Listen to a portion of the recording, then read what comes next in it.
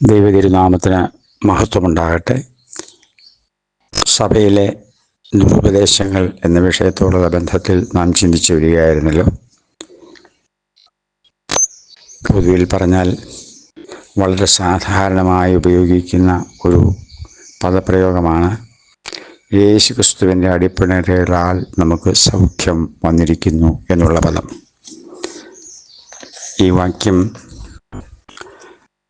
സത്യത്തിൽ തെറ്റിദ്ധരിക്കപ്പെട്ടിട്ടുണ്ടോ എന്ന് ബലമായ സംശയം എനിക്കുണ്ട്. നമുക്ക് ആ ഭാഗത്തുകൂടി അല്പമായി പ്രാർത്ഥനാപൂർവം ഒന്ന് ചിന്തിക്കാം. യെശയ്യാ പ്രവാചകന്റെ പുസ്തകം അതിൻ്റെ 53-ാം അധ്യായത്തിൻ്റെ 5-ാം വാക്യത്തിൽ നാം വായിക്കുന്നുണ്ടല്ലോ. അതിങ്ങനെ വായിക്കുന്നു: എന്നാൽ അവൻ നമ്മുടെ അതിക്രമങ്ങൾ നിമിത്തം മുറിവേറ്റും നമ്മുടെ അകൃത്യങ്ങൾ നിമിത്തം തകർന്നുമിരിക്കുന്നു. നമ്മുടെ സമാധാനത്തിനായുള്ള ശിക്ഷ അവൻ്റെ മേൽ ആയി. അവൻ്റെ അടിപ്പിണരുകളാൽ നമുക്ക് സൗഖ്യം വന്നുമിരിക്കുന്നു. ഇവിടെ അവൻ്റെ അടിപ്പിണരുകളാൽ നമുക്ക് സൗഖ്യം വന്നുമിരിക്കുന്നു എന്ന ഈ വാക്യം ഉപയോഗിച്ച് യേശുക്രിസ്തുവിൻ്റെ രക്ഷ നിർണയം പ്രാപിച്ച, അല്ലെങ്കിൽ യേശുക്രിസ്തുവിനെ രക്ഷകനായി കൈക്കൊണ്ട് വീണ്ടും ജനനം പ്രാപിച്ച ദൈവമക്കൾക്ക് രോഗസൗഖ്യം വന്നിരിക്കുന്നു എന്ന് വിശ്വസിക്കുന്ന, വ്യാഖ്യാനിക്കുന്ന വ്യാഖ്യാനങ്ങൾ, അത് ദൈവജനാൽ പോലും ചിന്തിച്ചാൽ ഇതിൻ്റെ വിവരക്കേടും ഭോഷത്വവും മനസ്സിലാകുമെന്നാണ് എനിക്ക് തോന്നുന്നത്. ഈ വാക്യത്തെ നമ്മൾ അതിൻ്റെ അക്ഷരാർത്ഥത്തിലെടുത്താൽ നമുക്കിങ്ങനെ ചിന്തിക്കാമല്ലോ. ഒരു അന്ധനായ മനുഷ്യൻ തൻ്റെ പാവങ്ങളെല്ലാം ഏറ്റുപറഞ്ഞ് മനസ്താപപ്പെട്ട് അനുദപിച്ച് യേശുക്രിസ്തുവിനെ രക്ഷിതാവായി കൈക്കൊണ്ട് വെള്ളത്തിൽ മുങ്ങി പിതാവിൻ്റെയും പുത്രൻ്റെയും പരിശുദ്ധാത്മാവിൻ്റെയും നാമത്തിൽ സ്നാനപ്പെടുമ്പോൾ അടിപ്പിണരുകളാൽ സൗഖ്യം വന്നിരിക്കുന്നു എന്ന വചനമനുസരിച്ച് വെള്ളത്തിൽ നിന്ന് കയറുമ്പോൾ ആ മനുഷ്യൻ്റെ അന്ധത മാറി സൗഖ്യമുള്ളവനാകേണ്ടതല്ലേ? അപ്പോൾ അങ്ങനെ സാധാരണ നടക്കാറില്ലല്ലോ. അല്ലെങ്കിൽ ഏതെങ്കിലും രോഗമുള്ള വ്യക്തി ആ രോഗത്തിൽ നിന്ന് വിടുതൽ പ്രാപിച്ചാണോ സ്നാനപ്പെട്ട് കഴിയുമ്പോൾ കയറി വരുന്നത്? നമ്മുടെ ജീവിതത്തിൽ പലപ്പോഴും അങ്ങനെ കാണാറില്ലല്ലോ. ഒറ്റപ്പെട്ട ചില സംഭവങ്ങൾ ഉണ്ടായേക്കാം, ഇല്ലെന്ന് ഞാൻ പറയുന്നില്ല. എന്നാൽ ജനറലായിട്ട് എല്ലാ സന്ദർഭങ്ങളിലും അതങ്ങനെ സംഭവിക്കുന്നില്ലല്ലോ.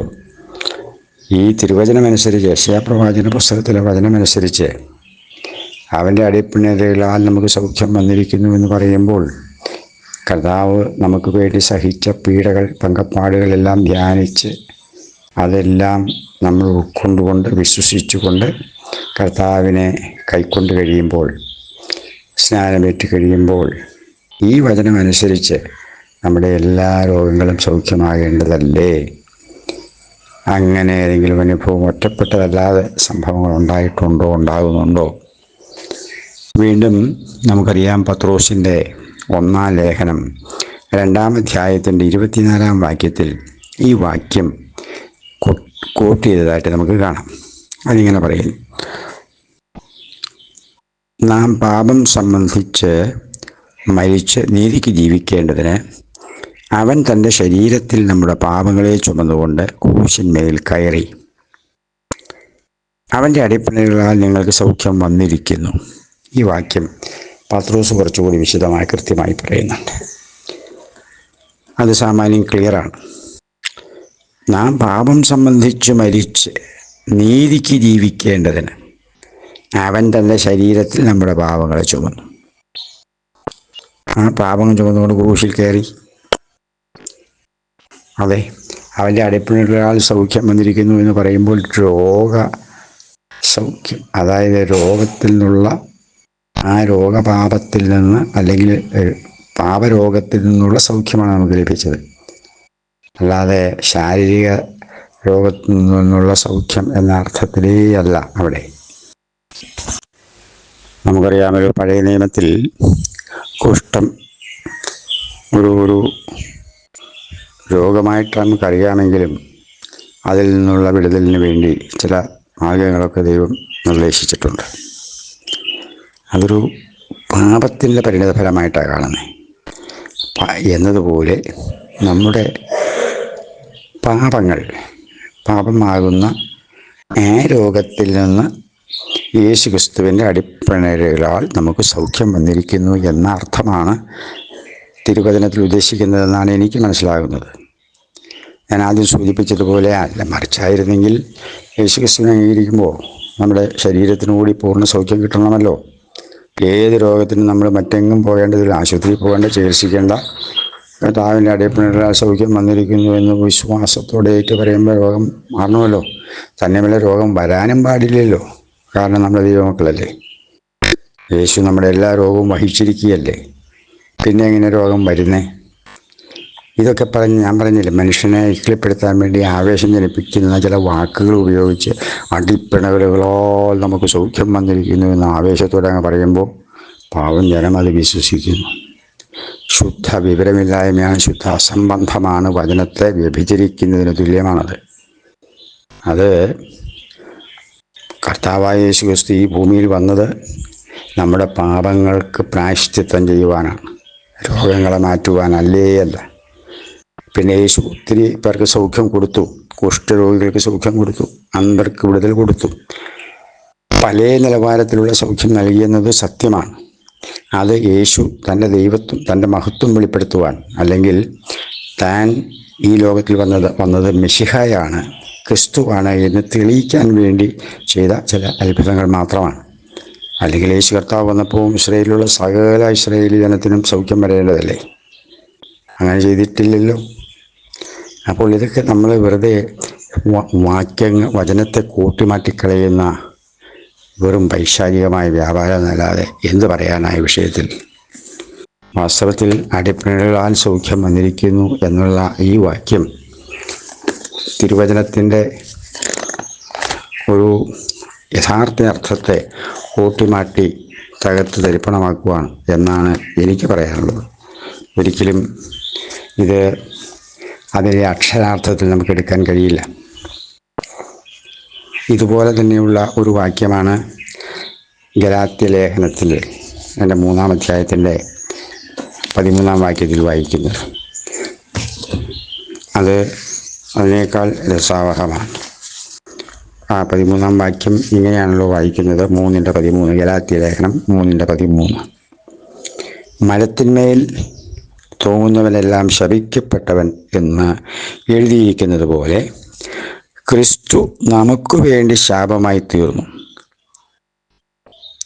ന്യായപ്രമാണത്തിൻ്റെ ശാപത്തിൽ നിന്ന് നമ്മെ വിലയ്ക്ക് വാങ്ങി. ഈ വാക്യത്തിൻ്റെ അർത്ഥം എന്താ മക്കളെ? സത്യം പറഞ്ഞാൽ എന്ത് വിവരക്കേട് അത് നമ്മളെ പഠിപ്പിക്കുന്നത്. പരിശുദ്ധാത്മാവ് എന്നറിഞ്ഞ ഒരു പക്ഷേ പൗലോസ് അപ്പോസ്തലൻ ആ വാക്യം എഴുതിയെന്നത് ശരിയാണ്.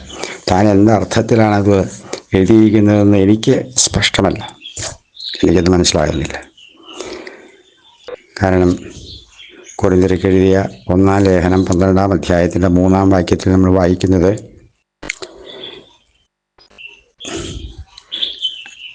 ആരും യേശു ശപിക്കപ്പെട്ടവനെന്ന് പറയുകയില്ല. ആ വാക്യം ഒന്ന് ശ്രദ്ധിച്ച് നോക്കി.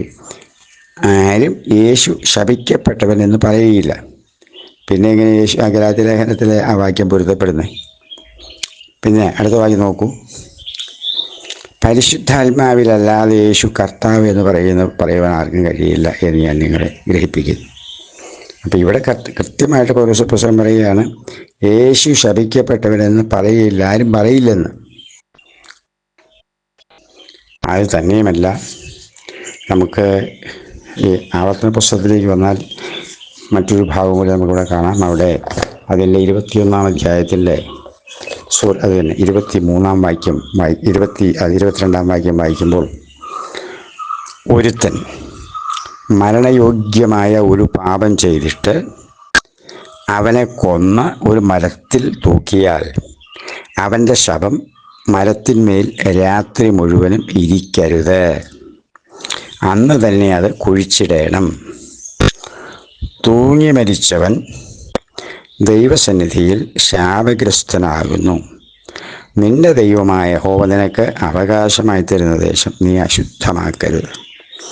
ഇപ്പം മരണയോഗ്യമായ പാപം ചെയ്താൽ ഇതിനെ കൊല്ലാനാണ് പറഞ്ഞത്. കൊന്നിട്ട് കെട്ടി തൂക്കാനാണ്, മരത്തിൽ തൂക്കാനാണ് പറയുന്നത്. അതായത് മരത്തിൽ തൂക്കി അവനെ കൊല്ലുവാൻ അല്ല പറഞ്ഞത്. എനിക്കത് മനസ്സിലാകുന്നില്ല. എനിക്ക് അവിടെ അല്പം കൺഫ്യൂഷൻ തോന്നുന്നുണ്ട്. അവിടെ വാക്യത്തിൽ എഴുതിയിരിക്കുന്നത് അവനെ കൊന്നൊരു മരത്തിൽ തൂക്കിയാൽ അവൻ്റെ ശവം മരത്തിന്മേൽ രാത്രി മുഴുവൻ കിടക്കരുത്. എന്നിട്ട് അടുത്ത വാക്യം പറയുന്നത് തൂങ്ങി മരിച്ചവന് ദൈവസന്നിധിയിൽ ശാപഗ്രസ്തൻ. ഇവൻ തൂങ്ങി മരിച്ചവനല്ലോ, ഇവനെ കൊന്നിട്ട് മരത്തിൽ തൂക്കുകയല്ലേ ചെയ്തേ. അപ്പോൾ എനിക്ക് തോന്നുന്നത്, എൻ്റെ ചിന്തയിൽ വരുന്ന ആശയം ഇതാണ്: ആരെങ്കിലും ആത്മഹത്യ ചെയ്യാൻ വേണ്ടി മരത്തിൽ തൂങ്ങി മരിച്ചാൽ അങ്ങനെയുള്ളവൻ ശപിക്കപ്പെട്ടവൻ എന്ന അർത്ഥത്തിലാണ് ഇവിടെ ഈ വാക്യം എഴുതപ്പെട്ടിരിക്കുന്നതെന്നാണ് എനിക്ക് തോന്നുന്നത്. അതിനെപ്പറ്റി അതിൽ കൂടുതൽ വിശദീകരണം പറയാൻ എനിക്ക് അറിയില്ല. എനിക്ക് പ്രത്യേകമായൊരു വെളിപ്പാടോ കാഴ്ചപ്പാടോ ഈ വിഷയത്തിലില്ല. എനിക്ക് ഈ വിഷയത്തിൽ ഈ ആവർത്തന പുസ്തകം 21-ാം അധ്യായത്തിൻ്റെ ഈ 22-ാം വാക്യം ഒരല്പം കൺഫ്യൂസിങ് ആയിട്ടാണ് എനിക്ക് തോന്നുന്നത്. അത്ര കൃത്യമായ നിലയിൽ അതിൻ്റെ ഒരു വിശദീകരണം പറയാൻ എനിക്ക് സാധിക്കുന്നില്ല. ഏതായാലും കൊള്ളാം, ഈ മരത്തിൽ ഇങ്ങനെ ശാപിക്കപ്പെട്ടവൻ എന്ന് പറഞ്ഞ് കർത്താവ് നമുക്ക് വേണ്ടി ശാപമായി തീർന്നു എന്ന് പറയുന്ന ആ വിവരം കെട്ട വ്യാഖ്യാനത്തോട് എനിക്ക് യോജിക്കാൻ പറ്റില്ല. കാരണം നമ്മൾ ഉൽപ്പത്തി പുസ്തകം നമുക്കറിയാം, 3-ാം അധ്യായത്തിൻ്റെ 15 മുതലുള്ള വാക്യങ്ങൾ 3-4 ശാപങ്ങൾ കാണുന്നു. പാമ്പിനെ ശപിക്കുന്നു, സ്ത്രീയെ ശപിക്കുന്നു, പുരുഷനെ ശപിക്കുന്നു, ഭൂമിയെ ശപിക്കുന്നു. ദൈവം അന്ന് ശപിച്ച ആ ശാപങ്ങൾ അന്നെന്ന പോലെ ഇന്നും നിൽക്കുന്നു. ഒന്നിലൊരു മാറ്റവും വന്നിട്ടില്ലല്ലോ. യേശു നമുക്ക് വേണ്ടി ശാപമായി തീർന്നെങ്കിൽ പിന്നെ എന്താ പറയുക, സ്ത്രീകൾ വേദനയില്ലാതെ പ്രസവിക്കേണ്ടതല്ലേ? പുരുഷൻ കഷ്ടപ്പെടാതെ ജീവിക്കേണ്ടതല്ലേ? ഭൂമിയിൽ മുള്ളും പറക്കാരും ഉണ്ടാകാൻ വഴിയില്ലായിരുന്നല്ലോ. പാമ്പിനെ കണ്ടാൽ നമുക്ക് പേടിക്കേണ്ടയും കാര്യം, പാമ്പിനെ തല്ലിക്കൊല്ലേണ്ട കാര്യമില്ലായിരുന്നല്ലോ. അപ്പോൾ അന്ന് ദൈവം ശപിച്ച ആ ശാപങ്ങൾ അന്നെന്ന പോലെ ഇന്നും നിൽക്കുന്നുവെങ്കിൽ യേശു ക്രൂശിൽ മരിച്ചപ്പോൾ നമ്മുടെ ശാപം നീങ്ങി എന്ന് പറയുന്നത് വിവരക്കേടല്ലേ, പോഷത്വമല്ലേ, പരിജ്ഞാനക്കുറവല്ലേ, അല്ലെങ്കിൽ തെറ്റായ വ്യാഖ്യാനമല്ലേ എന്ന് കേൾവിക്കാർ ദയവായി ചിന്തിക്കണമേ എന്ന് പറഞ്ഞ് ഞാൻ ആ ഭാഗം വിടുകയാണ്. മറ്റൊരു ഉപദേശമാണല്ലോ, യേശു സുന്ദരനാണ്. ഈ 45-ാം സങ്കീർത്തനത്തിലെ വാക്യമൊക്കെ ഉദ്ധരിച്ചുകൊണ്ട് ഒരു പാട്ടുണ്ടല്ലോ, 10,000-ൽ സുന്ദരനെന്നോ 1,00,000-ൽ സുന്ദരനെന്നൊക്കെയുള്ള പാട്ടുകൾ. ആ പാട്ടുകളൊക്കെ പാടുന്നവർ ഈ കാര്യം മറന്നു പോകുന്നു. എന്താണെന്ന് എനിക്ക് മനസ്സിലാകുന്നില്ല. കാരണം യെശയ്യാ പ്രവാചകൻ്റെ പുസ്തകം 52-ാം അധ്യായത്തിലെ 13, 14, 15 വാക്യങ്ങൾ നമുക്ക് വായിച്ചു നോക്കാം. എൻ്റെ ദാസൻ കൃതാർത്ഥനാകും, അവൻ ഉയർന്നു പൊങ്ങിയ അത്യന്തമുന്നതൻ ആയിരിക്കും. അവൻ്റെ രൂപം കണ്ടാൽ ആളല്ല എന്നും അവൻ്റെ ആകൃതി കണ്ടാൽ മനുഷ്യനല്ല എന്നും തോന്നുമാറ് വിരൂപമായിരിക്കൊണ്ട് പലരും നിന്നെ കണ്ട് സ്തംഭിച്ചു പോയതുപോലെ. ആ വാക്യത്തിൻ്റെ അർത്ഥം എന്തോ ദൈവമക്കളെ? യേശുവിനെ പറ്റിയുള്ള പ്രവചനമാണെന്നാണ് എനിക്ക് മനസ്സിലാകുന്നത്. അവിടെ പ്രത്യേകം ശ്രദ്ധിക്കൂ, അവൻ്റെ മുഖം കണ്ടാൽ ആളല്ല എന്നും അവൻ്റെ ആകൃതി കണ്ടാൽ മനുഷ്യനല്ല എന്ന് തോന്നുമാറ് വിരൂപമായിരിക്കൊണ്ട് പലരും നിന്നെ കണ്ട് സ്തംഭിച്ചു പോയതുപോലെ. അത് പിന്നെ യേശു പീഡിപ്പിക്കപ്പെട്ട് ക്രൂശീകരണത്തിൽ കൊണ്ടുപോകുന്ന സമയത്ത് അടിയിടിയൊക്കെ കൊണ്ട് അങ്ങനെ ആയിപ്പോയി എന്ന് നമുക്ക് വേണമെങ്കിൽ അങ്ങനെ കരുതാം. അങ്ങനെ വന്നു എന്നുള്ള നിലയിൽ തന്നെ കണക്ക് കൂട്ടൂ. പക്ഷേ യെശയ്യാ 53-ന്റെ 1 മുതലുള്ള വാക്യങ്ങൾ നമുക്കൊന്ന് കേൾക്കാം. ഞങ്ങൾ കൽപ്പിച്ചത് ആർ വിശ്വസിച്ചിരിക്കുന്നു? യഹോവയുടെ ഭുജം ആർക്ക് വെളിപ്പെട്ടിരിക്കുന്നു? അവൻ ഇളയ തൈ പോലെയും, അതിൻ്റെ 2-ാം വാക്യമാണ് കേട്ടോ, 53-ന്റെ 2. അവൻ ഇളയ തൈ പോലെയും വരണ്ട നിലത്തു നിന്ന് വേർമുളയ്ക്കുന്നത് പോലെയും അവൻ്റെ മുൻപാകെ വളരും. അവന് രൂപഗുണം ഇല്ല, കോമളത്വമില്ല, കണ്ടാൽ ആഗ്രഹിക്കത്തക്ക സൗന്ദര്യവുമില്ല. അപ്പം ഈ വാക്യം എന്ത് കൃത്യമാണ് പറയുന്നത്? കോമളത്വം ഇല്ല, സൗന്ദര്യവും ഇല്ല, രൂപഗുണവും ഇല്ലാതെ യേശു ജനിച്ച് എങ്ങനെ വരണ്ട നിലത്തുനിന്ന് വിളയ്ക്കുന്ന വേര് പോലെ അവൻ വളരുമെന്നല്ലേ പറഞ്ഞേക്കുന്നത്? അല്ലേ? ഇളയ തൈ പോലെയും, അവൻ ഇളയ തൈ പോലെയും വരണ്ട നിലത്തുനിന്ന് വേർമുളയ്ക്കുന്നത് പോലെയും അവന് മുൻപിൽ വളരും. ആ യേശുവിനെ പറ്റിയാണ് ഭയങ്കര സുന്ദരനാണ് എന്ന് പറഞ്ഞ് ദുർവ്യാഖ്യാനം ചെയ്ത പാട്ടുകൾ പാടി നമ്മൾ രസിക്കുന്നത്. ഈ സത്യവും വചനവും തമ്മിൽ എന്ത് ബന്ധം നോക്കിയേ മക്കളെ? ഇത്തരം അബദ്ധങ്ങൾക്ക് നമ്മൾ കൂട്ടുനിൽക്കണമോ? എൻ്റെ അഭിപ്രായത്തിൽ ഇന്ന് പുതിയ പാട്ടുകളിൽ 90% പൈശാചിക പാട്ടുകളാണ്. എന്ന് പറഞ്ഞാൽ വചനത്തെ വിരൂപമാക്കി വ്യഭിചരിക്കുന്ന വാക്കുകൾ ചേർത്ത പാട്ടുകൾ മനുഷ്യനെ കിളിപ്പെടുത്താനും സന്തോഷിപ്പിക്കാനും കർണരസമാകാനും വേണ്ടി ചമയ്ക്കുന്ന പൈശാചിക വ്യാപാരത്തിൻ്റെ പ്രകടമായ തെളിവാണ്. നിങ്ങൾ കേൾക്കുന്ന പാട്ടുകൾ വചനവുമായി നിങ്ങളിലൊന്ന് ബന്ധപ്പെടുത്തി നോക്കൂ. വചനത്തിൽ അവിടത്തിൻ്റെ പ്രസക്തി എന്താണ് എന്നൊന്ന് ശ്രദ്ധിച്ചു നോക്കൂ. അപ്പോഴറിയാം ആ പാട്ടുകളിലുള്ള ചതി. ആദിമകാലത്ത് ഒരു 10-70 വർഷം മുൻപൊക്കെ രചിച്ച പാട്ടുകൾ ശ്രദ്ധിച്ചു നോക്കൂ. ആത്മാവിൻ്റെ ശക്തിയുടെ ആത്മാവിൽ നിറഞ്ഞ് പാടിയ മനോഹരമായ അർത്ഥപുഷ്ടമായ പാട്ടുകൾ. പക്ഷെ ഇന്ന് അതെല്ലാം ഈണവും നമ്മൾ രസിക്കാൻ വേണ്ടി മാത്രം പാട്ട് പാടുന്നു. അവിടെയാണ് അതിൻ്റെ വ്യത്യാസം. മറ്റതൊക്കെ നമ്മൾ ആ മറ്റേ പഴയ പാട്ടുകളൊക്കെ പാടുമ്പോൾ നമ്മൾ ആത്മാവിൽ അറിയാതെ നിറഞ്ഞു പോകുന്നതായിരുന്നൊരു ആത്മീയ സാന്നിധ്യമുള്ള തിരുവചനബന്ധിയായ പാട്ടുകളാണ്. ഇന്നതല്ല അവസ്ഥ. മനുഷ്യൻ്റെ ഭാവനയിൽ പോകുന്ന സ്വപ്നങ്ങളാണ് വാക്കുകളായി പാട്ടായി വെളിപ്പെട്ട് വരുന്നത് എന്ന് എനിക്ക് സംശയമുണ്ട്. ഞാൻ ആരെയും വിമർശിക്കാൻ ആളല്ല. എൻ്റെ ചിന്തകൾ ഞാൻ പങ്കിട്ടുന്നു എന്നേ ഉള്ളൂ. എനിക്കിന്നത്തെ പാട്ടുകളുമായി ഒരു കാരണവശാലും പൊരുത്തപ്പെടാനാവില്ല. അതിൽ 90% ഭയങ്കര ചതിക്കുന്ന പദങ്ങൾ ഉൾക്കൊള്ളുന്ന, മനുഷ്യനെ രോമാഞ്ചം കൊള്ളിക്കാൻ മാത്രം സഹായിക്കുന്ന, ആവേശം കൊള്ളിക്കാൻ ഉപയോഗിക്കുന്ന പാട്ടുകളാണ് എന്ന് പറഞ്ഞ് ഞാൻ ആ ഭാഗം ഇവിടെ വിടട്ടെ. വീണ്ടും നമുക്ക് ഈ സങ്കീർത്തനം 45 എല്ലാവർക്കും വളരെ സുപരിചിതമായ ഒരു ഭാഗമാണല്ലോ. മിക്കവാറും എല്ലാ വിവാഹ ശുശ്രൂഷകൾക്കും വായിക്കപ്പെടുന്ന ഒരു സങ്കീർത്തനമാണല്ലോ 45-ാം സങ്കീർത്തനം. ആ സങ്കീർത്തനത്തിലെ 6-7 വാക്യങ്ങൾ എബ്രായ ലേഖനത്തിലെ 1-ാം അധ്യായത്തിൽ 8-9 വാക്യങ്ങളായി കോട്ട് ചെയ്തിരിക്കുന്നത് കാണാം. ദൈവജനം ആ വാക്യങ്ങൾ ശ്രദ്ധിച്ചാൽ ആ വാക്യങ്ങളിലും ഒരു വലിയ ചതി പതിയിരിക്കുന്നത് കൃത്യമായിട്ട് കാണാം. ശ്രദ്ധിച്ചു നോക്കുന്നവർക്ക് അത് മനസ്സിലാക്കാൻ വലിയ ബുദ്ധിമുട്ടില്ല. ഈ ലേഖനം, എബ്രായ ലേഖനം പൗലോസ് എഴുതിയതാണെന്ന് ഞാൻ വിശ്വസിക്കുന്നില്ല. കാരണം ആത്മനിറവുള്ള പണ്ഡിതനായ പൗലോസിന് ഇത്തരമൊരബദ്ധം പറ്റാൻ ഒരു സാധ്യതയുമില്ല. ഇതിലെ അബദ്ധം എന്ന് പറഞ്ഞാൽ നമുക്ക് ആദ്യം സങ്കീർത്തനത്തിലേക്കൊന്ന് വരാം. 45-ാം സങ്കീർത്തനം നമുക്കറിയാം, അത് എഴുതിയത് കോരഹ് പുത്രന്മാരാണ്. ഏകദേശം എനിക്ക് തോന്നുന്നത് ആ സങ്കീർത്തനം മൊത്തം വായിച്ചാൽ ദാവീദിൻ്റെ മകനായ ശലോമോൻ രാജാവിൻ്റെ വിവാഹത്തോടുള്ള ബന്ധത്തിൽ രചിക്കപ്പെട്ട ഒരു സങ്കീർത്തനമാണോ എന്ന് എനിക്ക് സംശയം തോന്നുന്നു. ഇത് യേശുക്രിസ്തുവും സഭയും തമ്മിലുള്ള ബന്ധമുള്ള ഒരു സങ്കീർത്തനമായി പലരും ദുർവ്യാഖ്യാനം ചെയ്യുന്നുണ്ട്. യേശുക്രിസ്തുവുമായി ഇതിന് പുലബന്ധം പോലുമില്ല. കാരണം അതിൻ്റെ 8-ാം വാക്യം നമ്മൾ വായിക്കുമ്പോൾ, 45-ാം സങ്കീർത്തനത്തിൻ്റെ 8-ാം വാക്യം, നിന്റെ വസ്ത്രമെല്ലാം മൂളും ചന്ദനവും ലവംഗവും കൊണ്ട് സുഗന്ധമായിരിക്കും, ദന്തമന്ദിരങ്ങളിൽ നിന്ന് കമ്പിനാദം നിന്നെ സന്തോഷിപ്പിക്കുന്നു. യേശുക്രിസ്തു ധരിച്ച വസ്ത്രത്തിൻ്റെ സ്മെല്ലും ആ ദന്തമന്ദിരമൊക്കെ ഒന്ന് ശ്രദ്ധിച്ചു നോക്കിയേ. ഭയങ്കര തമാശല്ലേ.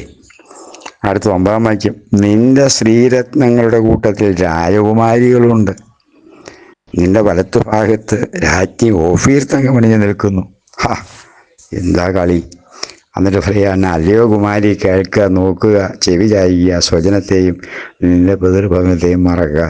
അപ്പോൾ രാജാവ് നിന്റെ സൗന്ദര്യത്തെ ആഗ്രഹിക്കും. അവൻ നിന്റെ നാഥനല്ലോ, നീ അവനെ നമസ്കരിച്ചു കൊള്ളുക. പിന്നീട് താഴോട്ടുള്ള വാക്യങ്ങൾ ഇതെല്ലാം വായിച്ചാൽ നമുക്ക് വളരെ സിമ്പിളായി മനസ്സിലാക്കാവുന്ന കാര്യമുള്ളൂ.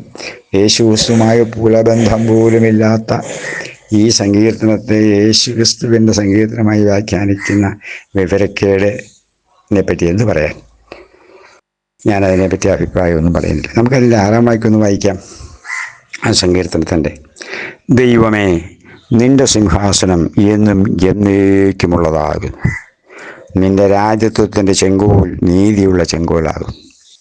സങ്കീർത്തനക്കാരനായ കോരഹുത്രമ്മ പറയുകയാണ്, ദൈവത്തെ വിളിച്ചിട്ട് പറയുകയാണ്, ദൈവമേ, നിന്റെ സിംഹാസനം എന്നും എന്നേക്കുമുള്ളതാകുന്നു. നിന്റെ രാജ്യത്വത്തിൻ്റെ ചെങ്കോൽ നീതിയുള്ള ചെങ്കോലാകും. അത് ഈ സങ്കീർത്തനത്തിൻ്റെ 6-ാം വാക്യം സത്യത്തിൽ ശലോമോൻ രാജാവുമായി ബന്ധപ്പെട്ടല്ല, ദൈവത്തെ വിളിച്ചൊരു വാക്യം പറയുകയാണ്. ദൈവത്തോടുള്ളൊരു വാക്യമായിട്ടാണ് അങ്ങനെ എനിക്ക് മനസ്സിലാകുന്നത് കേട്ടോ.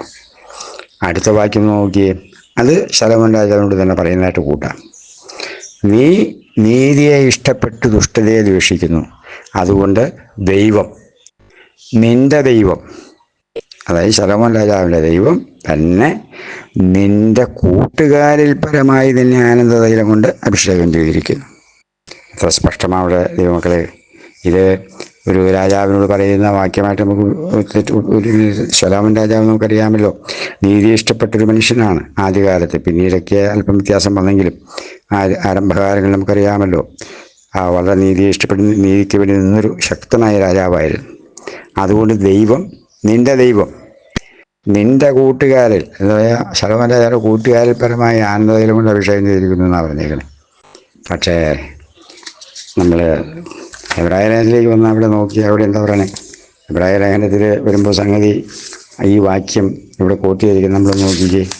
എബ്രായ ലേഖനത്തിലെ ആ വാക്യം കോട്ട് ചെയ്തിരിക്കുന്നത് അതിൻ്റെ 8-ാം വാക്യം, ദൈവമേ, നിന്റെ സിംഹാസനം എന്നും എന്നേക്കുമുള്ളത്, നിന്റെ രാജ്യത്വത്തിൻ്റെ ചെങ്കോൽ നേരുള്ള ചെങ്കോൽ ആകും. അതൊക്കെ ആ വാക്യത്തിന് പ്രസക്തിയൊന്നുമില്ല. Okay, it's okay. അടുത്ത 9-ാം വാക്യം എന്നിട്ട് പറയുകയാണ്. 9-ാം വാക്യം നോക്കണം. 9-ാം വാക്യവും 45-ാം സങ്കീർത്തനത്തിൻ്റെ 8-ാം വാക്യവും ഒന്ന് ശ്രദ്ധിച്ചു നോക്കൂ. നീ നീതിയെ ഇഷ്ടപ്പെടുകയും ദുഷ്ടതയെ ദ്വേഷിക്കുകയും ചെയ്തിരിക്കയാൽ, പിന്നെ പതൊന്ന് ശ്രദ്ധിക്കൂ, ദൈവമേ, നിന്റെ ദൈവം. സങ്കീർത്തനത്തിൽ എന്താ പറഞ്ഞേക്കുന്നത് നോക്കിയേ, ദൈവം, നിന്റെ ദൈവം തന്നെ. കണ്ടോ, ഇവിടെ ഒരു അല്പം ട്വിസ്റ്റ്, ഒരു സീറോയ്ക്ക് പകരമിട്ടേക്കുന്ന ദൈവമേ എന്നാക്കി, ദൈവം എന്നുള്ളതിന് ദൈവമേ എന്നാക്കി. നിന്റെ ദൈവം നിന്റെ കൂട്ടുകാരിൽ പരമായി നിന്നെ ആനന്ദതൈലം കൊണ്ട് അഭിഷേകം ചെയ്തിരിക്കുന്നു. ഇവിടെയാണ് വഞ്ചന. ആ ഒരൊറ്റ ഒരു വാക്കിൻ്റെ വ്യത്യാസം കൊണ്ട് അർത്ഥം എന്ത് മാറ്റമെന്ന് നോക്കിക്കേ. അത് തന്നെയല്ല യേശുവിൻ്റെ കൂട്ടുകാരാരാ? അതാണ് എനിക്ക് ഏറ്റവും രസമായിട്ട് തോന്നുന്നത്. നമ്മൾ ചിന്തിച്ചു നോക്കി, കർത്താവിൻ്റെ കൂട്ടുകാരായിരിക്കെ? നിന്റെ കൂട്ടുകാരിൽ പരമായി നിന്നെ ആനന്ദതൈലം കൊണ്ട് അഭിഷേകം ചെയ്തത്. എപ്പോഴാണ് കർത്താവിനെ ആനന്ദതൈലം കൊണ്ട് അഭിഷേകം ചെയ്ത്? തൈലം കൊണ്ട് അഭിഷേകം ചെയ്ത സംഭവം നമ്മളെ എന്നാ അവസാന ഒരു മറ്റ് സുവിശേഷങ്ങളിലൊക്കെ ആ സഹോദരി വന്നിട്ട് തലയിലും കാലിലൊക്കെ ഒഴിച്ച് അഭിഷേകം ചെയ്യുന്നൊരു ഭാഗം. അത് അഭിഷേകമല്ലല്ലോ, അത് ആ സഹോദരി പൂജ കൊണ്ടുവന്നു എന്നുള്ളതേ ഉള്ളൂ. അഭിഷേകം ചെയ്യണമെങ്കിൽ അധികാരമുള്ളവനല്ലേ അഭിഷേകം ചെയ്യാൻ പറ്റുള്ളൂ. അതായത് ആ സഹോദരി കൊണ്ടുവന്ന് സുഗന്ധതൈലം തലയിൽ ഒഴിച്ചതോ അല്ലെങ്കിൽ കാലിൽ തൂത്തോ ഒന്നും അഭിഷേകമായിട്ട് കൂട്ടാൻ പറ്റില്ല. കൂട്ടുകാരിൽ പരമായി തന്നെ ആനന്ദതൈലം കൊണ്ട് അഭിഷേകം ചെയ്തിരിക്കുന്നു. ആ വാക്കും യേശുവും തമ്മിലുള്ള എവിടെയാ ബന്ധം എന്ന് ദൈവജനം ഒന്ന് ശാന്തമായി ചിന്തിക്കൂ ദൈവമക്കളെ. ആ വിവരദോഷമെങ്കിലും തിരിച്ചറിയാനുള്ള വിവേകം ദൈവം നമുക്ക് നൽകട്ടെ. ആ ഇതിനകത്ത് പറഞ്ഞിരിക്കുന്ന 45-ാം സങ്കീർത്തനത്തിൻ്റെ വാക്ക് കൂട്ടി, വാക്ക് വ്യത്യാസപ്പെടുത്തി ദൈവം എന്നുള്ളിടത്ത് ദൈവമേ നാക്കി. നീ ദുഷ്ടതയെ ഇഷ്ടപ്പെടുകയും ദുഷ്ടതയെ രക്ഷിക്കുകയും ചെയ്തുകൊണ്ട് ദൈവം, നിന്റെ ദൈവം തന്നെ നിന്റെ കൂട്ടുകാരെ പരമായി ആനന്ദങ്ങളിൽ അഭിഷേകം ചെയ്തിരിക്കുന്നു എന്ന് പറഞ്ഞ ആ ഭാഗത്ത് ദൈവമേ, നിന്റെ ദൈവം എന്നാക്കി. അപ്പോഴേക്കും സംഗതി ആകെ ചുറ്റി. ഇത്തരം ദുർവ്യാഖ്യാനങ്ങൾ, അതാണ് ഞാൻ പറഞ്ഞത്, പൗലോസ് ഒരിക്കലും എഴുതാൻ ഒരു വഴിയില്ല. പൗലോസിന് ഇങ്ങനെ ഒരു അബദ്ധം പറ്റാൻ ഒരു സാധ്യതയുമില്ല. ഒന്നാമത് ആത്മനിലവിൽ ദർശനങ്ങൾ പ്രാപിച്ച് ജീവിക്കുന്ന ഭക്തനായ ഒരു മനുഷ്യനാണ് അദ്ദേഹം. തന്നെയല്ല യഹൂദ പാണ്ഡിത്യം വാക്യങ്ങളിലൊക്കെ വിശുദ്ധ ലിഖിതങ്ങളിൽ നല്ല പാണ്ഡിത്യമുള്ള മനുഷ്യനുമാണ്. അതുകൊണ്ട് ഒരു കാരണവശാലും പൗലോസിന് അങ്ങനെ ഒരു തെറ്റ് പറ്റാൻ ഒരു സാധ്യതയില്ല. അതുകൊണ്ട് എബ്രായ ലേഖനം പൗലോസ് എഴുതിയതല്ലെന്ന് തന്നെയാണ് ഞാൻ വിശ്വസിക്കുന്നത്. ഒരു കയ്യബദ്ധം പറ്റിയെന്നും വേണ്ടി ചിന്തിക്കാൻ മാത്രം അങ്ങനെ ചിന്തിക്കാൻ പറ്റില്ല. ഇനിയിപ്പോൾ അങ്ങനെയാണോന്നും എനിക്കറിയില്ല കേട്ടോ. എൻ്റെ മനസ്സാക്ഷിയിൽ ഇത് പൗലോസ് എഴുതിയെന്ന് ചിന്തിക്കാൻ എനിക്ക് ബുദ്ധിമുട്ടാണ്. അപ്പോൾ യേശു ക്രിസ്തുവിനെ ദൈവമാക്കാൻ വേണ്ടി മനഃപൂർവ്വം ചില കസർത്ത് പണികൾ നടത്തിയിരിക്കുന്നു എന്നെനിക്ക് ഈ വിഷയത്തിൽ സംശയം തോന്നുന്നു. എന്തായാലും ദൈവമക്കളെ, ഇത്തരം വ്യാജ ഉപദേശങ്ങൾ പലതും നമ്മളെ പല പണ്ഡിതന്മാരെന്ന് അഭിമാനിക്കുന്ന വളരെ വലിയ കേമന്മാരെന്ന് സ്വയം ഭാവിക്കുന്നവരാണോ, മറ്റുള്ളവർ ചാർത്തി കൊടുക്കുന്ന പട്ടമാണോ എന്നൊന്നും എനിക്കറിയില്ല. അങ്ങനെയുള്ള ഒത്തിരി ആളുകൾ ഇത്തരം വിവരക്കേടുകൾ വിളിച്ചു പോവുകയും പഠിപ്പിക്കുകയും ചെയ്യുന്നുണ്ട്. ആര് പറഞ്ഞാലും ദൈവമക്കളെ, തിരുവചനവുമായി ഇത് ബന്ധമുണ്ടോ എന്ന് ശോധന ചെയ്ത്, തിരുവചനത്തിലൂടെ അതിനെ ശോധന ചെയ്ത് ബോധ്യമാക്കിയ ശേഷം ആത്മാവിൽ പ്രാർത്ഥിച്ച് സത്യം തിരിച്ചറിയുവാൻ പരിശുദ്ധാത്മാവ് നമ്മെല്ലാവരെയും സഹായിക്കട്ടെ എന്ന് ആശംസിച്ചുകൊണ്ടും പിന്നീട് മറ്റൊരു വിഷയവുമായി നമുക്ക് കേൾക്കാം എന്ന് പ്രതീക്ഷിച്ചുകൊണ്ടും എൻ്റെ വാക്കുകൾ ഇവിടെ ഉപസംഹരിക്കുന്നു. ദൈവം ഏവരെയും അനുഗ്രഹിക്കുമാറാകട്ടെ. ആമേൻ, ആമേൻ, ആമേൻ.